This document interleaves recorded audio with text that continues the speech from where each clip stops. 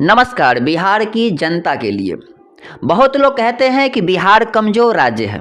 अरे बिहार कमज़ोर राज्य है क्या मतलब है? क्या ये पहले मोटा तगड़ा था, पतला हो गया है? कोई कहता है कि बिहार सबसे पिछड़ा राज्य है। क्या बिहार के लोग कम दौड़ते हैं या दौड़ में पीछे रह जाते हैं जो पिछड़ा है? और जो आप कहना चाहते हैं ना, आपके मंसूबे को हम समझते हैं भली भांति। तो क्या पहले से ही ऐसा था या इसे आज़ादी के बाद पिछड़ा बनाया गया? वो बनाने वाले कौन लोग हैं? समाज के दूसरे लोग। तो पहले समाज कौन है? जनता। और दूसरा समाज नेता।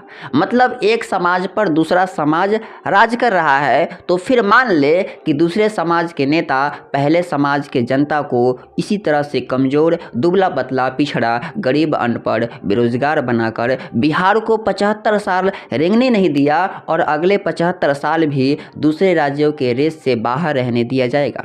ऐसी व्यवस्था बना दी गई है। जब कोई बिहारी अपमानित महसूस करता है तो वर्तमान स्थिति पर्दे के पीछे रख करके एक इतिहास का किताब निकाल लाता है, लेकिन उस किताब पर भी बिहार के नेताओं ने इतना कूड़ा भर दिया है, धूल भर दिया है कि बिहार का इतिहास भी धूमिल हो गया है। लेकिन गर्व करने के लिए जब कुछ नहीं बचा है तो धूल फूंक फूंक कर लोग मगध साम्राज्य, वैशाली गणराज, भगवान बुद्ध, महावीर, गुरु गोविंद सिंह जैसे नाम के सहारे वर्तमान में गर्व करने की कोशिश करते हैं। क्योंकि वर्तमान के नेताओं ने न इतिहास को बचा पाया है, ना ही इतिहास बनाने की कोशिश की है, ताकि दूसरे पीढ़ी के लोग हमसे बेहतर सोच सके, समझ सके, आगे बढ़े, हमारी तरह दुबले पतले गरीब बेरोजगार न बने। एक बाप की कमाई से कई पीढ़ी को पाला जा सकता है, लेकिन एक दूसरे भी हैं जिसकी कमाई से खुद के पेट भी नहीं भरते। ऐसा ही दृश्य बिहार में पिछले 75 सालों से देखा जा रहा है। किसी को इतना भटकाओ कि पढ़ने वाला भी भटकता रहे, लेकिन अपने आप में समझे कि मैं पढ़ा लिखा बिहारी हूँ।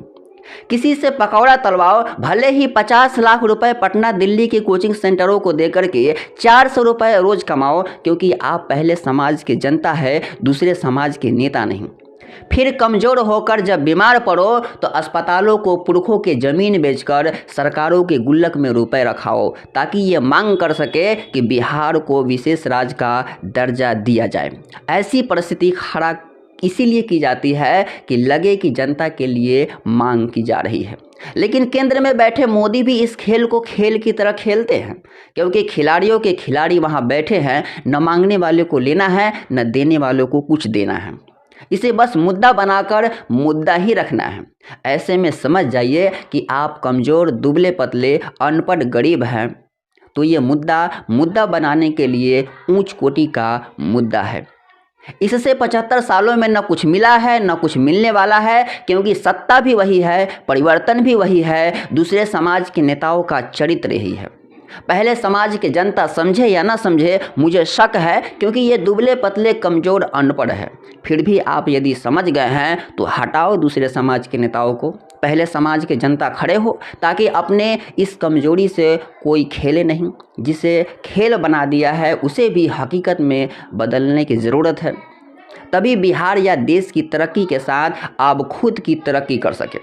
आखिर में समझे तो भी अच्छा है, ना समझे तो भी अच्छा, क्योंकि मीडिया रोज़ इस तरह से बोलती है, मैं भी बोलता हूँ, लेकिन आप में एक मैं भी हूँ, मेरे में आप भी हैं। हम एक ही समाज के हैं, जिसकी चिंता हम करें या ना करें, लेकिन आने वाली पीढ़ी ज़रूर चिंता करेगी और हमारी तरह धूल में इतिहास टटोलेगी, जिसमें न इतिहास होगा, न इतिहास में रहने वाले लोग। ऐसा लगेगा जैसा कभी डायनासोर रहा करते थे। जय हिंद।